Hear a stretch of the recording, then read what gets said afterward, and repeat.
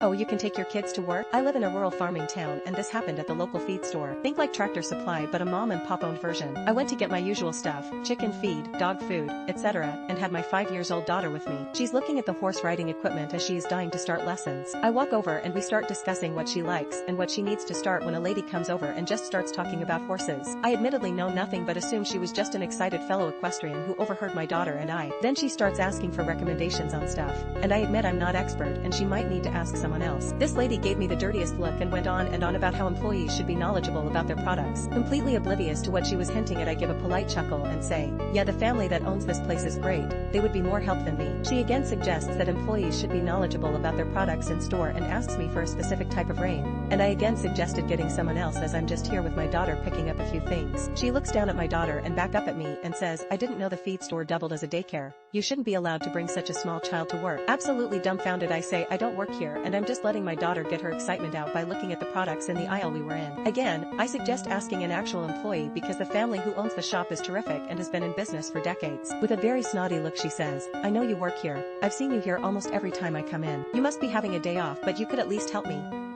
I ducked out of the conversation to chase my daughter who wandered off and get checked out. As I'm leaving the store and giving county gossip with the clerk, who is a friend of mine, the lady walks up and complains how unprofessional I am and how even for a family business small children shouldn't be allowed to join employees on their shift. The clerk looks at her like she's plumb dumb and tells her our customers are welcome to bring their children in. I don't know why they wouldn't be allowed. The lady still does not get it and just huffs some more about how we're lying to her. I pick up my hat, have it loaded in the truck, and as I'm driving off this lady flipped me the bird. I'm still confused how someone who frequents the only feed store in the county, that's been running for decades, and thinks there's some wild conspiracy going on about me working there. Gave me a good chuckle though.